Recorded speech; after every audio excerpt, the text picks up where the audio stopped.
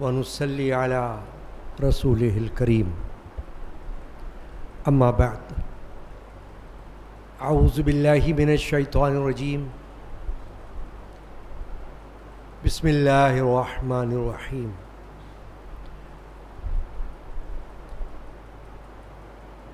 ألا إن أولياء الله لا خوف عليهم ولا هم يحزنون صدق الله مولانا العظيم إن الله وملائكته يصلون على النبي يا أيها الذين آمنوا صلوا عليه وسلموا تسليما اللهم صل على سيدنا محمد وعلى آله وصحبه أجمعين صلاة وسلاما عليك يا سيدي يا رسول اللہ. حاضرین کرام، ہر اتوار کو بعد نماز ظہر درس قرآن و حدیث اور فقہی مسائل کا سلسلہ اللہ کے فضل و کرم سے جاری ہے. اللہ تعالی حاضری قبول فرمائے. آج کے درس میں سنن نسائی حدیث کی کتاب ہے. حضرت امام نسائی رضی اللہ تعالیٰ عنہ کی اس میں سے ایک حدیث پاک ہم سنیں گے اور اس کی تشریح میں گفتگو سنیں گے. حضرت ابی ہریرہ جو صحابی رسول ہیں ان سے یہ حدیث مروی ہے. قال سمعت رسول اللہ صلی اللہ علیہ وسلم، انہوں نے کہا کہ میں نے رسول اللہ صلی اللہ علیہ وسلم سے یہ سنا، یعنی اللہ کے رسول صلی اللہ علیہ وسلم کو یہ فرماتے ہوئے سنا، لا تجعلوا بیوتکم قبورا، اپنے گھروں کو قبریں نہ بناؤ. ولا تجعلوا قبری عیدا، اور میری قبر کو عید نہ بناؤ. وصلوا علیہ فإن صلاتکم تبلغنی حیث کنتم، اور مجھ پر درود بھیجا کرو کیونکہ تمہارا درود مجھے پہنچتا ہے تم جہاں کہیں بھی ہو. یہ حدیث شریفہ کے الفاظ. ابی ہریرہ یہ کہہ رہے ہیں کہ میں نے اللہ کے رسول صلی اللہ تعالی علیہ وآلہ وسلم کو یہ ارشاد فرماتے ہوئے سنا ہے، لا تجعلوا بیوتکم قبورا، اپنے گھروں کو قبریں نہ بناؤ یا قبرستان نہ بناؤ. اس کے دونوں معنی ہو سکتے ہیں، محدثین فرماتے ہیں. ایک یہ کہ اپنے گھروں میں مردوں کو دفن نہ کرو، یعنی گھر جو ہیں وہ گھر ہیں رہنے کے، بسنے کے، چلنے پھرنے کے، ان میں اپنے مردے نہ دفناؤ. صرف اللہ کے رسول صلی اللہ علیہ وسلم کی یہ خصوصیت ہے کہ آپ کی قبر انور حجرہ عائشہ صدیقہ رضی اللہ تعالیٰ عنہا میں ہے.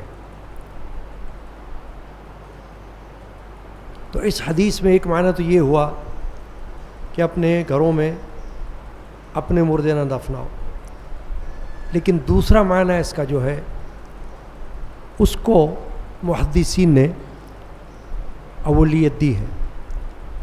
وہ یہ ہے کہ گھروں کو قبرستان نہ بناؤ. اس سے مراد یہ ہے کہ جیسے قبرستان میں خاموشی ہوتی ہے، نہ وہاں کوئی نماز پڑھ رہا ہوتا ہے، نہ وہاں کوئی ذکر اللہ کے حلقے ہو رہے ہوتے ہیں، نہ اور کوئی عبادات ہو رہی ہوتی ہیں. لوگ جاتے ہیں، فاتحہ پڑھ لیتے ہیں، بس آ جاتے ہیں، تو وہ قبرستان ہوتا ہے. تو اللہ کے رسول صلی اللہ علیہ وسلم نے فرمایا کہ اپنے گھروں کو قبر نہ بناؤ. اس کا یہ جو معنی ہے وہ یہ ہے زیادہ کہ گھر کو عبادت سے خالی نہ کرو. جس طرح تم مسجدوں میں جا کر اللہ کی بندگی کرتے ہو، عبادت کرتے ہو، قیام کرتے ہو، رکوع کرتے ہو، سجدے کرتے ہو، دعا کرتے ہو، ہر طرح کی عبادت کرتے ہو، تلاوت قرآن کرتے ہو، ایسے ہی اپنے گھروں میں بھی نمازیں بھی پڑھا کرو، تلاوت قرآن بھی کیا کرو، ذکر و فکر بھی کیا کرو، تسبیحات وظائف بھی پڑھا کرو، تاکہ گھر بھی بارونق نظر آئے. یہ معنی اس حدیث کا زیادہ قوی ہے، کیونکہ وہ نمازیں جو فرائض کے علاوہ ہیں وہ گھر میں افضل ہیں. جیسے سنتیں، نمازوں کی سنتیں جو ہیں، پہلے والی بھی اور بعد والی بھی، اس کا افضل طریقہ اپنے گھر میں ادا کرنے کا ہے. اور رسول اللہ صلی اللہ تعالی علیہ وآلہ وسلم سے بھی اسی طرح ثابت ہے کہ حضور اقدس صلی اللہ تعالی علیہ وآلہ وسلم سنتیں اور نفلیں اپنے کاشانہ نبوت میں ادا فرماتے تھے اور فرض کے لیے مسجد میں تشریف لے جایا کرتے تھے. تو یہی طریقہ تمام مسلمانوں کو سمجھا دیا گیا ہے کہ کوشش کریں کہ سنتیں گھروں میں ادا کریں، اور اگر گھر میں کسی وجہ سے کوئی سکون نہ ہو یا ماحول میسر نہ ہو تو پھر مسجد میں سنتیں بھی ادا کر سکتے ہیں، نفلیں بھی پڑھ سکتے ہیں، کوئی گناہ تو ہے نہیں. لیکن افضلیت کی بات ہو رہی ہے کہ افضلیت یہ ہے کہ سنتیں اور نفلوں کو گھر میں ادا کیا جائے اور فرائض کو جماعت کے ساتھ مسجد میں ادا کیا جائے. تو اب اصل موضوع یہ ہے کہ رسول اللہ صلی اللہ علیہ وسلم یہ فرما رہے ہیں کہ لا تجعلوا بیوتکم قبورا، اپنے گھروں کو قبریں نہ بناؤ. تو اس کا مطلب یہی ہے کہ جیسے قبر ہے، چاہے اس کے اندر کتنا ہی پرہیزگار، عبادت گزار مدفون ہو، مگر اوپر سے قبر تو قبر نظر آ رہی ہے. اوپر کوئی پڑھتا ہوا، عبادت کرتا ہوا، یہ آپ کو نظر نہیں آئے گا. آپ خود دیکھ لیں کتنے بڑے بڑے اولیاء اللہ اور کتنے بڑے بڑے بزرگان دین، متقی افراد جو رات دن اللہ کی تسبیح کرنے والے ہیں، وہ گزر گئے. اب ان کی قبریں ہیں، تو جب آپ قبر پر جاتے ہیں تو پتہ چلتا ہے قبر تو ساکن ہے. اندر سے قبر کتنی بھی پر رونق ہوگی اللہ کے نور سے، اللہ کے ذکر کے نور سے، اس میں کوئی شک نہیں، مگر اوپر سے تو قبر قبر ہی لگے گی. قبر ایک مٹی کی قبر نظر آئے گی. تو اسی لیے مثال کے لیے اللہ کے رسول صلی اللہ علیہ وسلم نے یہ ارشاد فرمایا کہ لا تجعلوا بیوتکم قبورا، اپنے اپنے گھروں کو قبریں مت بناؤ. کہ ایسا نہ لگے کہ تمہارے گھر نہیں ہے تو قبریں ہیں، جہاں کوئی عبادت نظر نہیں آ رہی. قرآن گھر میں پڑھا ہوا ہے، پڑھتا ہوا کوئی بندہ نظر نہیں آ رہا. جائے نماز گھر میں پڑھا ہوا ہے، نماز پڑھتا ہوا کوئی نظر نہیں آ رہا. تسبیح گھر میں لٹکی ہوئی ہے، پڑھتا ہوا کوئی نظر نہیں آ رہا. یہ ایک مثال ہے. تو ایسا نہ ہو، قرآن پڑھتا ہوا گھر میں نظر آنا چاہیے، تسبیح پڑھتا ہوا گھر میں کوئی نظر آنا چاہیے، سنتیں پڑھتا ہوا، نفلیں پڑھتا ہوا مرد اور عورت گھر میں نظر آنا چاہیے، تاکہ پتہ چلے کہ یہ گھر ہے، قبر نہیں ہے، قبرستان نہیں ہے. یہاں لوگ زندہ رہتے ہیں، زندہ لوگ. قبر کا ایک معنی یہ بھی لیا گیا مثال کے طور پر یہاں پر کہ جو لوگ مدفون ہیں قبروں میں اور فوت ہو چکے ہیں، وہ اب عبادت کے مکلف نہیں ہیں. ان کو اب نمازیں پڑھنے کا اللہ نے پابند نہیں کیا، عبادت کا ان کو پابند نہیں کیا. ان کی عبادتیں لپیٹ دی گئیں. جتنا انہوں نے زندگی میں پڑھ لیا اللہ کے یہاں پہنچ گیا. اب تو وہ فوت ہو چکے ہیں، اب تو ان کو وہ کچھ پہنچ رہا ہے جو ان کا کیا ہوا ہے اپنا، یا جو ان کے لیے کوئی کر رہا ہے زندہ شخص، اس کا ثواب ان کو پہنچ رہا ہے. تو گھروں کو قبر نہ بناؤ کا معنی یہ ہوا کہ اپنے گھروں کو اللہ کے ذکر سے منور کرو، خود بھی عبادتوں میں لگو، اپنے بیوی بچوں کو بھی عبادت والا بناؤ. گھر کا ایک کونا اگر ہو سکتا ہے تو مخصوص کرو اس بات کے لیے کہ اس میں نماز ادا کی جائے، وہاں بیٹھ کر قرآن پڑھا جائے، وہاں بیٹھ کر کوئی ورد و وظیفہ کیا جائے. اور اگر ایسا کونا ہے نہیں بھی ہے تب بھی جہاں بھی پاک جگہ ہے وہاں پر نماز پڑھی جائے. حدیث پاک میں اللہ کے رسول صلی اللہ علیہ وسلم نے فرما دیا کہ اللہ نے تمام زمین کو میرے لیے مسجد بنا دیا ہے. یعنی یہ خصوصیت اس امت محمدی کو حاصل ہے کہ پوری زمین مسجد کے لیے ہے، یعنی عبادت کے لیے ہے. جہاں پاک جگہ نظر آئے عبادت کر سکتے ہو آپ.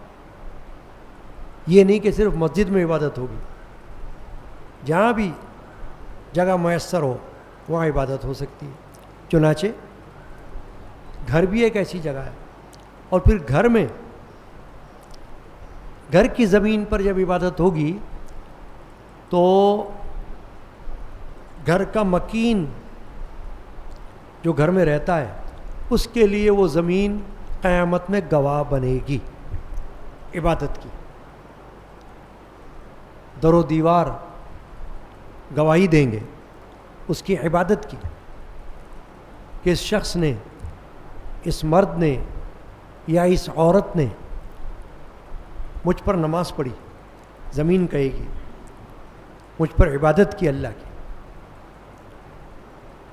اور پھر گھر کے اندر برکت رہے گی، نحوستیں ختم ہوں گی. دیکھیے حدیث پاک میں ہے کہ جہاں غم ہو، فکر ہو، اذان دی جائے. حضرت مولا علی کرم اللہ وجہ الکریم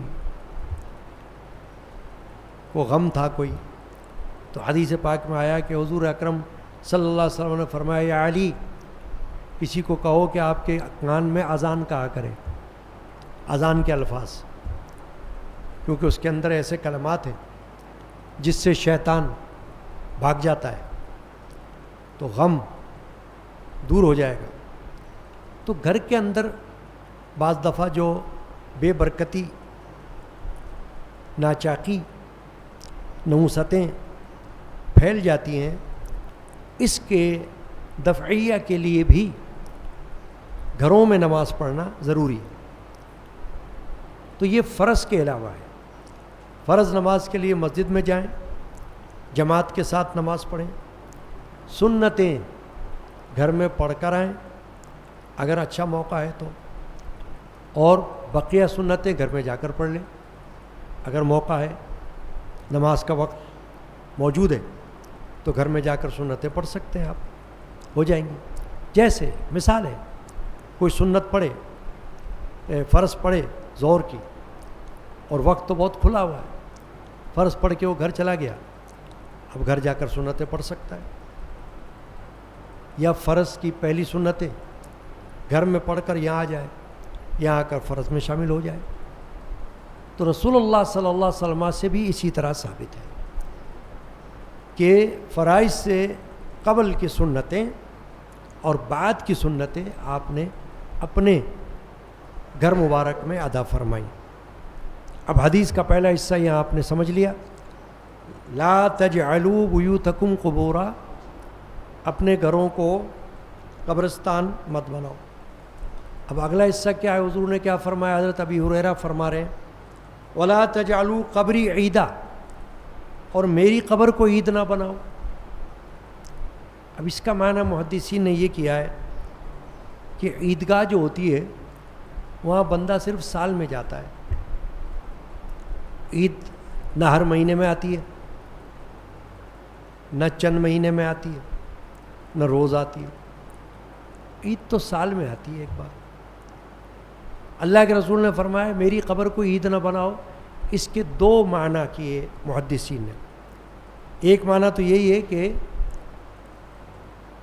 ایسا نہ ہو کہ میری قبر پر صرف تم سال میں ایک بار آیا کرو بس، بلکہ جس کو موقع میسر ہے وہ بار بار آئے۔ قبر کی زیارت اللہ کے رسول صلی اللہ علیہ وسلم کی ایسی ہے جیسے حضور کی زیارت۔ اسی لیے فقہاء نے فرمایا کہ جب کوئی مدینہ طیبہ جا رہا ہو بارگاہ رسالت میں حاضری کے لیے، تو بجائے یہ کہنے کے کہ میں روضہ پاک کی زیارت کو جا رہا ہوں، یہ کہے کہ میں حضور پاک کی زیارت کو جا رہا ہوں، اللہ کے رسول کی زیارت کو جا رہا ہوں۔ کیونکہ اللہ کے رسول صلی اللہ علیہ وسلم خود بنفس نفیس حیات النبی کی حیثیت سے روضہ انور میں موجود ہیں اور ہماری حاضری کو ملاحظہ فرما رہے ہیں۔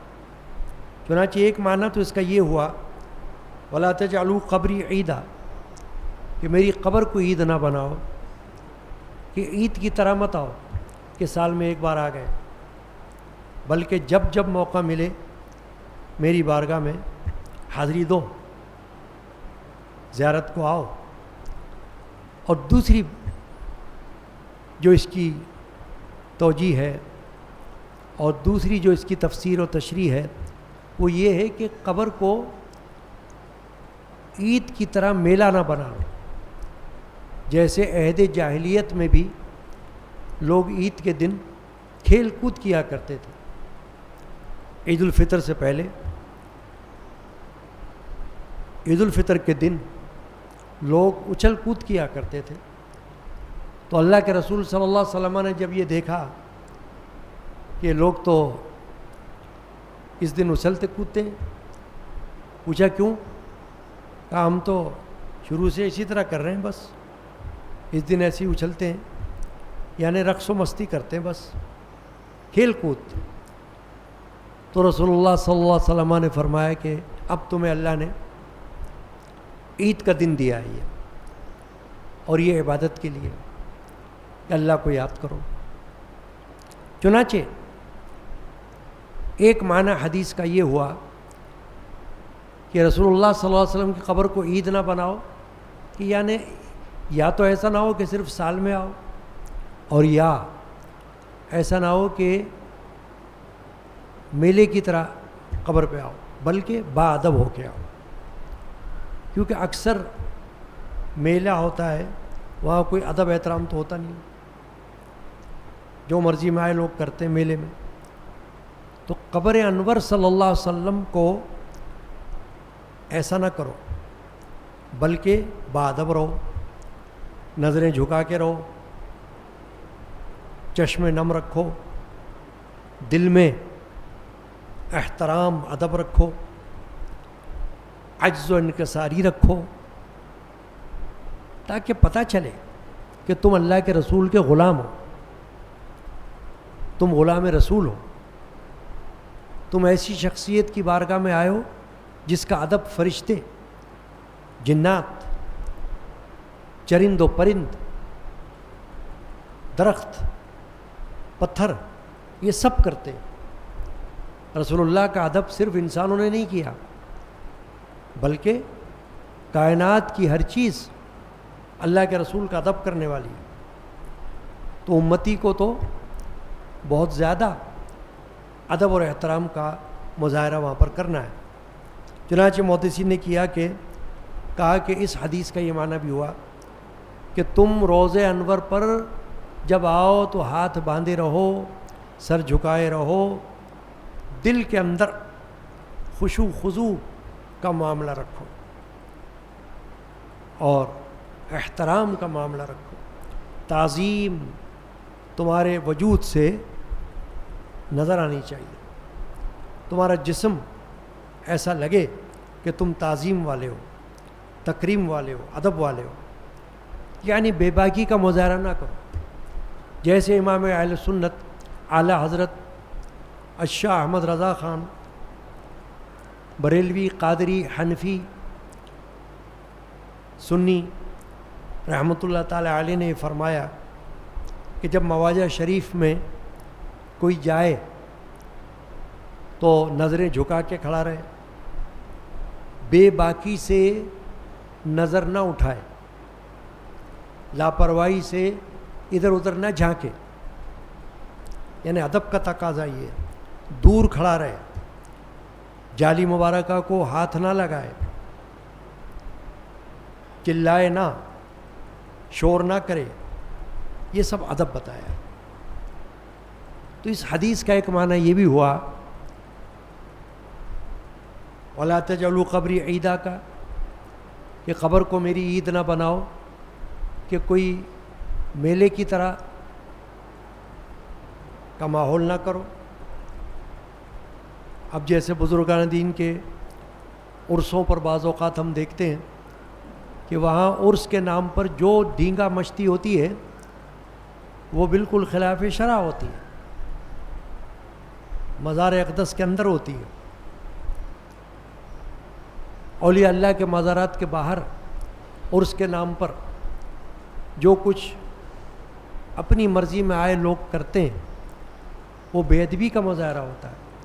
کوئی دھمال کر رہا ہے، کوئی اچھل رہا ہے، کوئی ناچ رہا ہے، کوئی گھنگرو باندھ کے پیروں میں وہاں پر رقص کر رہا ہے، کیا کیا کر رہا ہے، یہ سب بے ادبی ہے، سب ناجائز ہے۔ قرآن پڑھنا، درود پڑھنا، وہاں الگ سے کوئی جگہ موجود ہو تو نفلیں پڑھنا، وظائف پڑھنا، یہ ہے افضل۔ زیارت کرنا، یہ ہے طریقہ۔ تو کوئی بھی قبر ہو اس میں بھی یہ ادب رکھنا ہے، اور خاص کر بارگاہ رسالت صلی اللہ تعالی علیہ وآلہ وسلم کا ادب و احترام تو جیسے ان کی ظاہری حیات میں تھا ویسے ابھی بھی ہوگا۔ مسجد نبوی میں یہی ماحول رکھنا ہوگا۔ اب تیسری بات جو اس حدیث میں فرمائی گئی وہ یہ ہے وَصَلُّوا عَلَيَّ، اور مجھ پر درود بھیجا کرو، فَإِنَّ صَلَاتَكُمْ تَبْلُغُنِي حَيْثُ كُنْتُمْ، کیونکہ تمہارا درود مجھے پہنچتا ہے تم جہاں بھی رہو۔ ابھی آخری بات آئی حدیث میں، مجھ پر درود بھیجا کرو۔ یہ درود بھیجنے کا حکم صرف حدیث میں تو نہیں آیا، یہ تو قرآن میں بھی آیا ہے۔ اللہ نے فرمایا سورۃ الاحزاب میں ان اللہ وملائکتہ یصلون علی النبی یا ایھا الذین آمنوا صلوا علیہ وسلموا تسلیما۔ یہ آیت شریفہ درود کے حوالے سے سب سے بڑی آیت شریفہ ہے، جس میں واضح طور پر حکم دیا گیا ہے کہ بے شک اللہ اور اس کے فرشتے نبی پر درود بھیجتے ہیں۔ اللہ کا درود یہ ہے کہ رحمت، فرشتوں کا درود یہ ہے کہ دعا، اور فرمایا یا ایھا الذین آمنوا صلوا علیہ وسلموا تسلیما، اور اے ایمان والو تم بھی ان پر درود بھیجا کرو اور سلام بھی۔ اب اس میں درود کا بھی ذکر آ گیا اور سلام کا بھی، اس لیے اہل سنت میں درود بھی پڑھا جاتا ہے اور سلام بھی پڑھا جاتا ہے، اور اس کا کوئی وقت مقرر نہیں ہے۔ یعنی پابندی نہیں، صبح کی کہ شام کی یا رات کی کہ دن کی نہیں، جب آپ کا دل چاہے، وضو ہو یا بے وضو ہو درود ہو سکتا ہے۔ تو درود شریف کے مختلف اقسام ہیں۔ ایک تو درود ابراہیمی ہے جو نماز میں پڑھا جاتا ہے، اور اس کے علاوہ بہت سے درود ہیں الفاظ عربی کے جو علماء نے لکھے ہیں۔ درود کی کتابیں ملتی ہیں جو بڑے بڑے اکابر بزرگان دین نے لکھی ہیں، وہ سب درود ہیں۔ تو کوئی بھی درود پڑھا جا سکتا ہے، اس کی کوئی قید نہیں۔ پھر درود طویل بھی ہوتا ہے، مختصر بھی۔ جیسے مختصر درود جو ہے وہ احادیث کی کتابوں میں کیا ملتا ہے؟ صلی اللہ علیہ وسلم، اللہ کا درود اور اللہ کا سلام ہو آپ پر، اللہ کی رحمت اور اللہ کا آپ پر سلام ہو، یہ مختصر درود و سلام ہے، صلی اللہ علیہ وسلم۔ تو اس طرح سے درود کے صیغے ہیں، درود شریف کے الفاظ ہیں۔ غرض کہ کوئی بھی درود ہو، درود غوثیہ ہو، درود تاج ہو، درود ابراہیمی ہو، یا کوئی بھی درود ہو وہ پڑھا جا سکتا ہے، کوئی ممانعت نہیں ہے۔ جو درود مسلمہ ہے، صدیوں سے رائج ہے، آپ پڑھ سکتے ہو، رات دن پڑھو۔ تو حضور اکرم صلی اللہ علیہ وسلم نے تو حدیث میں درود کے بہت سے فضائل بیان کیے الگ سے۔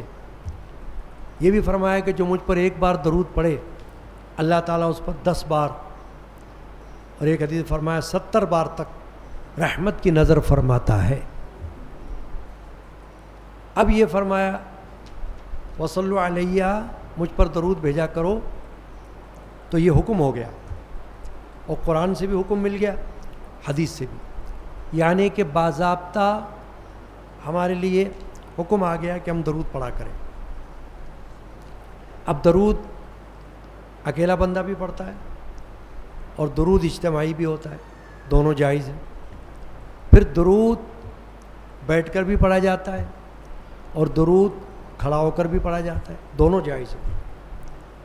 اہل سنت کے ہاں درود تو خاص شعار ہے، اذان سے پہلے بھی پڑھا جاتا ہے، اذان سے پہلے درود کے الفاظ پڑھے جاتے ہیں، الصلاۃ والسلام علیک یا رسول اللہ وسلم علیک وعلی آلک واصحابک یا حبیب اللہ، یہ درود ہو گیا، سلام بھی ہو گیا۔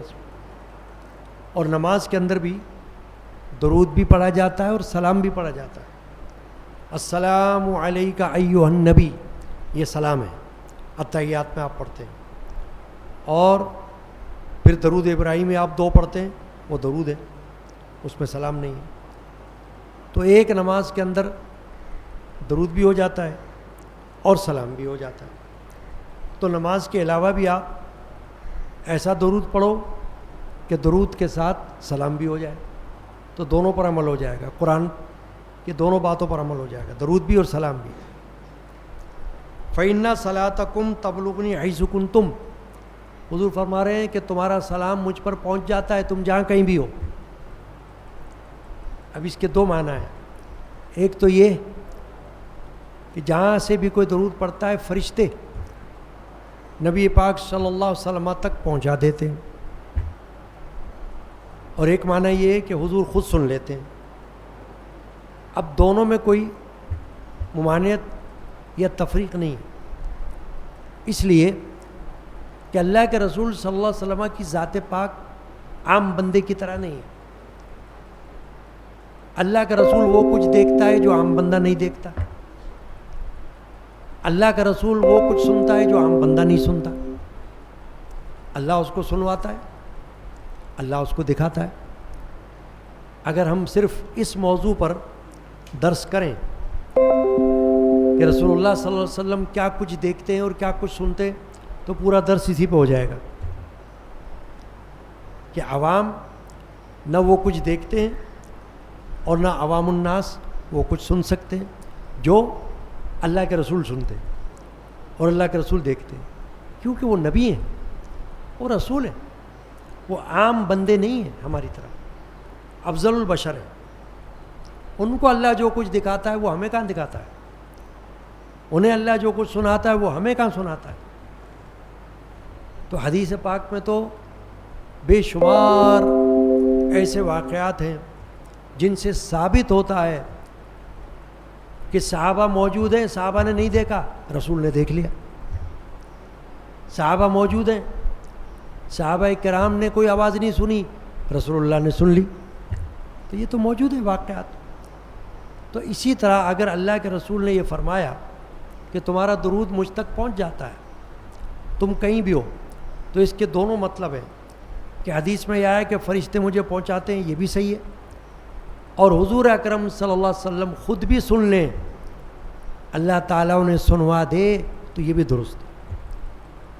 دور و نزدیک سے سننے والے وہ کان، کان لالے سماعت پہ لاکھوں سلام۔ اعلیٰ حضرت کا شعر ہے کہ وہ کان اللہ نے ان کو عطا فرمائے جو دور سے بھی ہماری آواز کو سن لیتے ہیں اور نزدیک سے بھی ہماری آواز کو سن لیتے ہیں۔ اب دیکھیں نا، ایسے واقعات ہمیں نظر آتے ہیں، قرآن میں بھی نظر آتا ہے کہ اللہ جب سنوانا چاہتا ہے کسی کو، اب یعقوب علیہ السلام کے بیٹے یوسف علیہ السلام جو گم ہو گئے تھے بچپن میں، جب ان کے ملنے کی امید ہوئی تو یعقوب علیہ السلام نے کہا کہ مجھ کو یوسف کی خوشبو آ رہی ہے۔ اب یوسف تو وہاں تھے ہی نہیں، وہ تو میلوں دور تھے، سینکڑوں میل دور کا سفر تھا، مگر قرآن کہتا ہے کہ یعقوب علیہ السلام کہہ رہے ہیں کہ مجھے یوسف کی خوشبو آ رہی ہے۔ اب کوئی کہے کہ کیسے آ رہی ہے خوشبو، وہ کوئی یہاں تو ہے نہیں آپ کے پاس، تو وہ خوشبو کون سنگا رہا ہے؟ اللہ۔ تو اللہ قادر ہے نا، تو اللہ اپنی قدرت سے جس طرح چاہتا ہے اپنے نبی کو دکھوا بھی دیتا ہے اور سنوا بھی دیتا ہے۔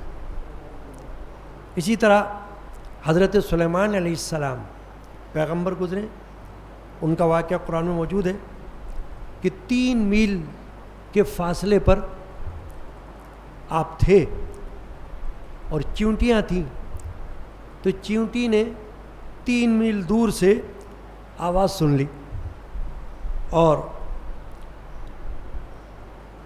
3 میل دور سے سلیمان علیہ السلام نے اس کی آواز کو سن لی، چیونٹی کی آواز کو۔ اب 3 میل دور سے چیونٹی کی آواز کون سن سکتا ہے؟ آپ تو نزدیک بھی چیونٹی کی آواز کو نہیں سن سکتے۔ چیونٹی آپ کے سامنے ہو تو آپ دعویٰ کر سکتے ہو کہ میں چیونٹی کی آواز کو سن رہا ہوں؟ نہیں، مگر یعقوب علیہ السلام نبی ہیں، قرآن بتا رہا ہے کہ چیونٹی کی آواز کو سن لی۔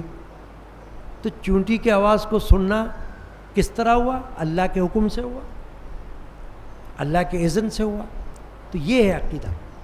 چنانچہ ہمارے درود شریف کو بھی اللہ کے رسول صلی اللہ تعالیٰ علیہ وسلم دور و نزدیک سے سماعت فرماتے ہیں۔ یہ آج کے درس میں ہم نے کچھ سنا ہے، اللہ تعالیٰ ہم کو اسے یاد رکھنے اور اس پر عمل کی توفیق عطا فرمائے۔ صلی اللہ تعالیٰ علی محمد وعلی آلہ وصحبہ اجمعین برحمتک یا ارحم الراحمین۔